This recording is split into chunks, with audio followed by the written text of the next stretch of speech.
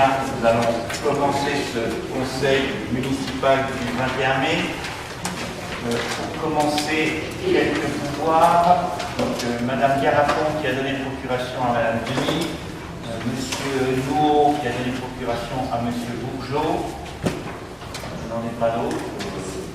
Voilà, si personne n'a d'autres, je ne pense pas, parce que les groupes sont en partie. Nous allons donc désigner notre secrétaire de séance, c'est Madame Denisot. Je rappelle que c'est par ordre alphabétique.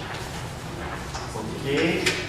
Nous avons commencé à approuver le procès-verbal du Conseil du 15 avril. Est-ce que quelqu'un a des remarques par rapport au compte-rendu, des choses qui semblent pas avoir retracé, en particulier si vous comptez faire une intervention, on essaye de respecter au mieux ce qui est dit, en mettant des fois les plus synthétiques. Non. Donc on considère qu'il est approuvé. Je vous remercie. Nous allons le point sur l'ordre du jour de ce conseil municipal, qui est un ordre du jour peu chargé en nombre de questions, et qu'il était, on l'a vu tout à l'heure, important qu'on fasse à cette période de l'année. Donc plusieurs questions sur l'urbanisme, avec une demande de subvention à l'État au titre de la dotation d'équipement des territoires ruraux, qu'on appelle clairement DETR, sur l'accessibilité des bâtiments.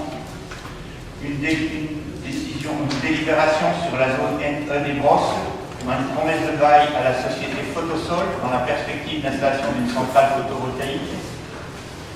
La délibération numéro 3, une fourniture de carburant pour les services municipaux, les lots 1 à 5, choix des fournisseurs suite à la commission d'appel d'offres. En finance, point 4, l'avenant numéro 1 au bail pour la caserne de gendarmerie d'Yzeure. Le point 5, une révision des tarifs pour le 1er septembre 2015. Le point 6, la révision des tarifs de la taxe locale sur la publicité extérieure à compter du 1er janvier 2016. C'est une décision qu'on doit prendre avant le mois de juin. En question diverse, le groupe Fonds de Gauche m'a demandé d'inscrire une question diverse sur la mutualisation. Est-ce que quelqu'un d'autre souhaite inscrire une question diverse? Non. Je vous remercie. Donc, avant de passer, je vais vous donner lecture synthétique des décisions prises depuis le 15 avril. Nous avons donné à chaque groupe, il est le temps de le regarder par la suite, c'est une information qu'on vous donne, la décision en tant que telle. Alors, ces décisions, on ne va pas les photocopier en 30 exemplaires, parce que effectivement, je crois que chaque groupe peut faire circuler, donc vous les avez données.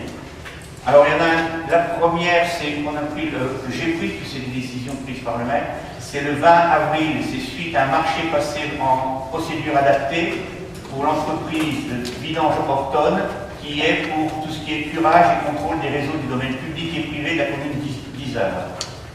Le 20 avril aussi, suite à un marché passé selon une procédure négociée adaptée avec Almat pour la location d'une midi-pelle, c'est bien midi-pelle intercontinentale à pneus pour une durée de 5 ans.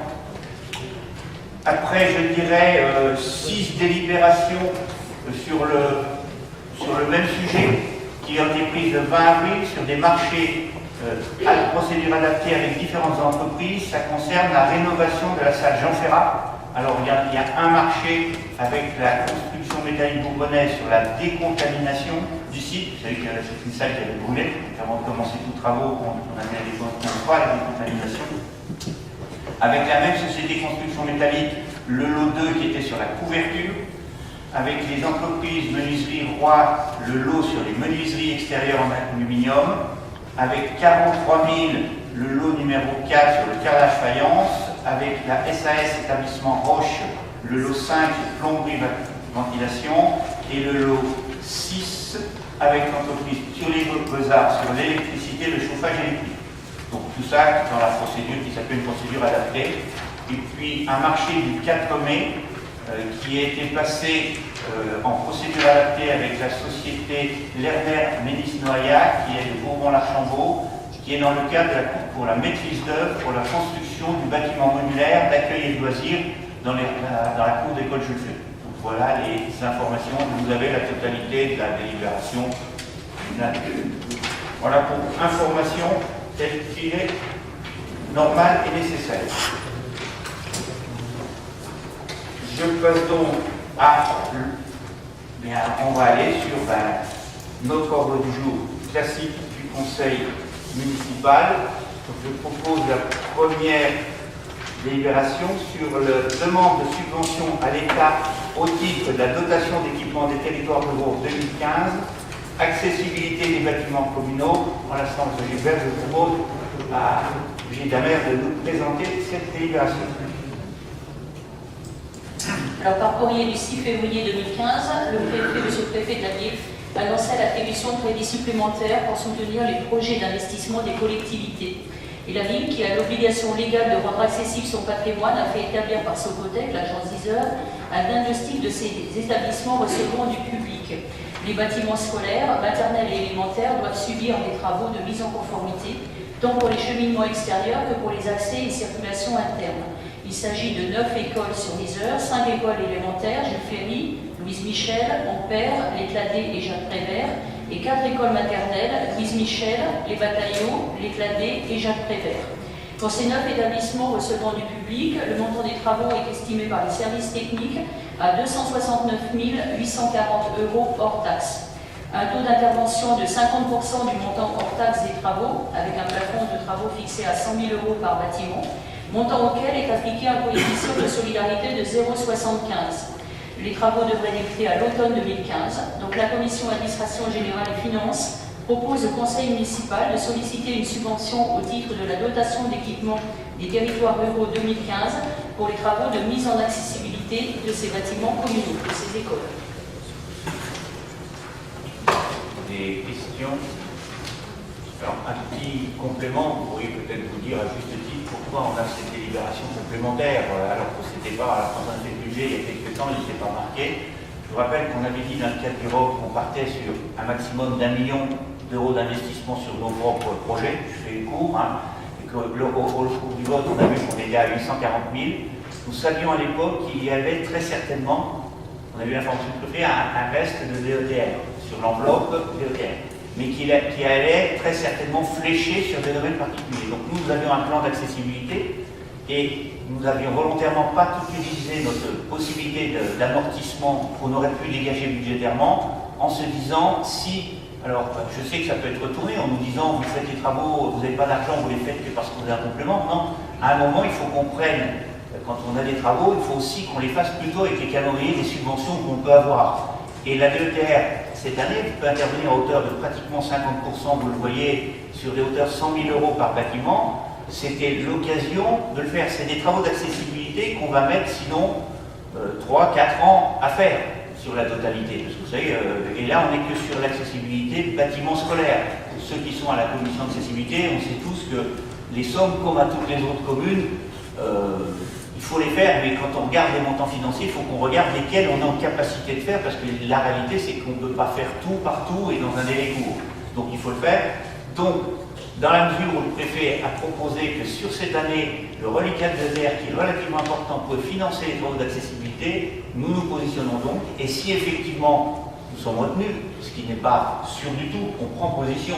Si nous sommes retenus, et bien effectivement, nous serons amenés du coup à budgétairement l'inscrire sous une forme d'un complément d'intervention. Aujourd'hui, on ne va pas ni emprunter, ni faire là, si jamais ça ne sortait pas. Par contre, si ça sort, je reste persuadé qu'on aurait bien tort de ne pas aller chercher ces financements, que rien ne nous dira qu'on aura les mêmes l'année prochaine. Si on a les mêmes, on verra ce qu'on a. Donc voilà pourquoi ce projet sort, en sachant qu'effectivement, vous le voyez, on a privilégié les accessibilités des écoles parce que on essaye de le faire au coup par coup, parce qu'on n'a pas des enfants handicapés dans toutes les classes, mais il faut savoir que pratiquement chaque année, à un moment de l'année, on peut avoir un enfant qui a un handicap et que c'est relativement complexe. On a même des écoles où, quand il y a des classes au premier étage, c'est un peu compliqué. Donc, il ne faut pas qu'on attende des coincés. Donc là, on va essayer de faire un maximum, si on est retenu, pour rendre accessible à son vélo. Voilà. Des oppositions? Des abstentions? Je vous remercie. Point numéro 2, zone NE des Brosses. Promesse de bail à la société Photosol dans la perspective d'installation d'une centrale photovoltaïque.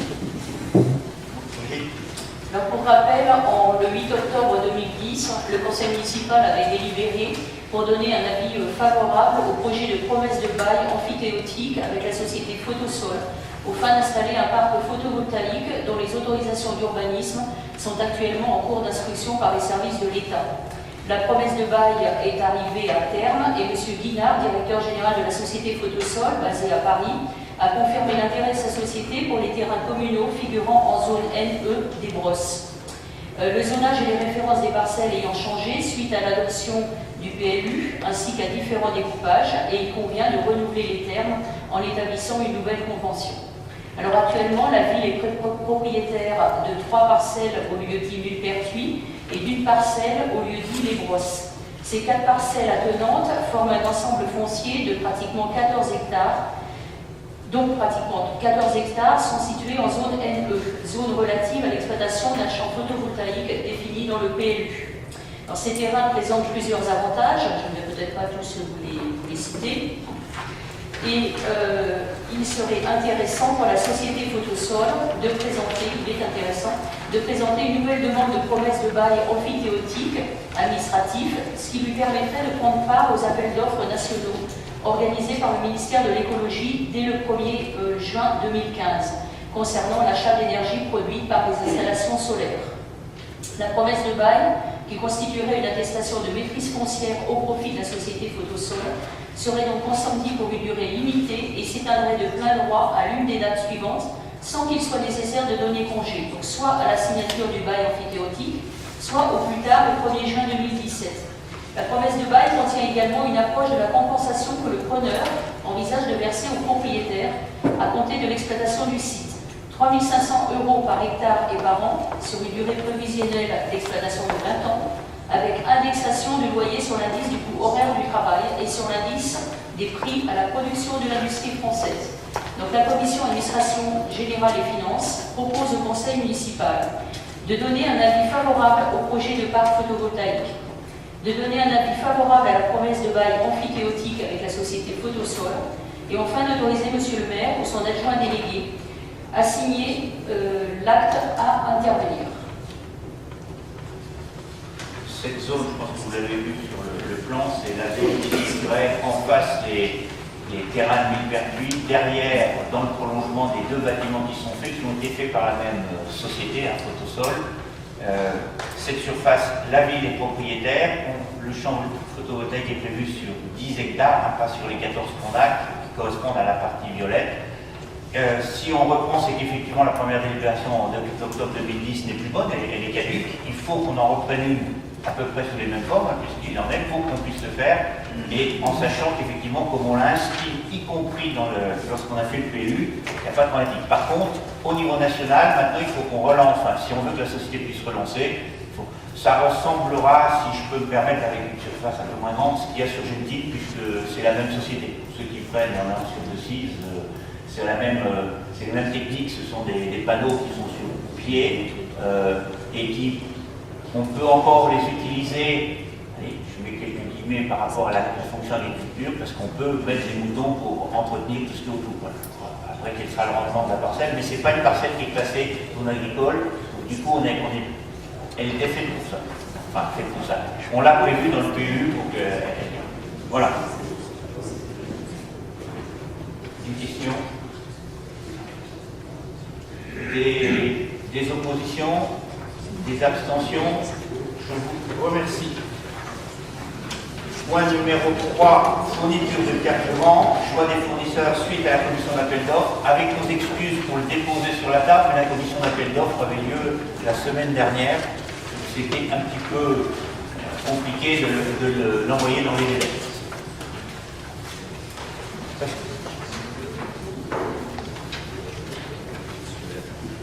Alors, fourniture de carburant, lot 01 à 05, choix des fournisseurs suite à la commission d'appel d'offres. Afin de répondre aux besoins en carburant pour les véhicules et engins des différents services municipaux, ainsi que pour le chauffage d'un bâtiment, il est nécessaire de lancer une nouvelle consultation en vue de la fourniture de produits objets des lots ci-après définis. Alors le lot 1, c'est parc automobile municipal, service manuel par pompiste.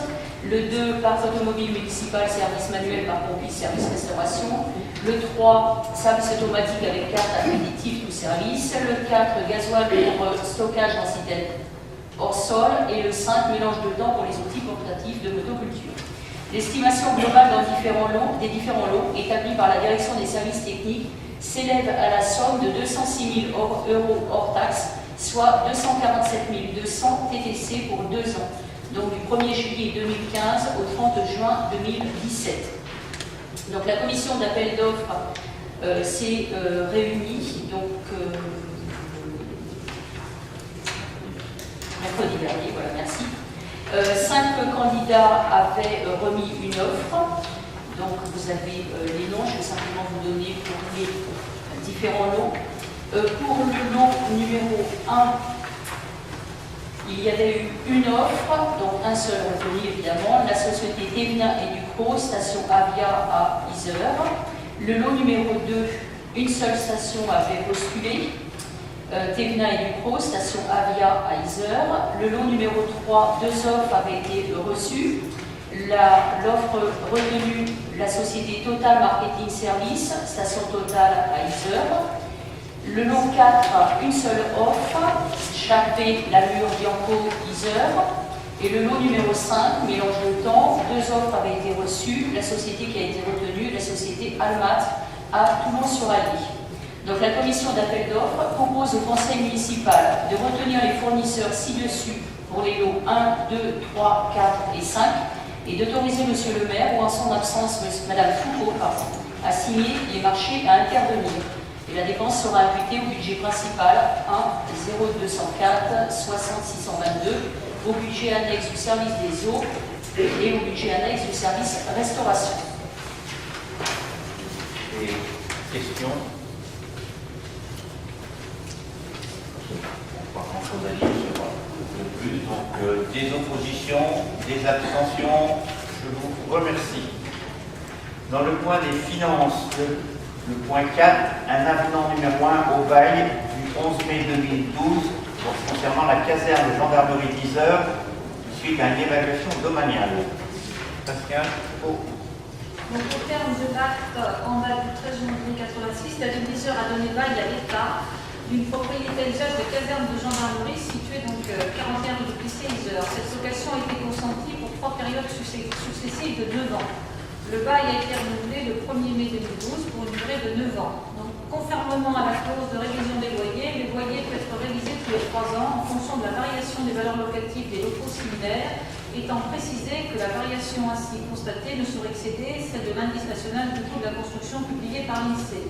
Donc, par conséquent, à compter du 1er mai 2015, le prix annuel du loyer est porté à 214 554,13 € contre 210 848,07 auparavant. Donc, il est payable trimestriellement.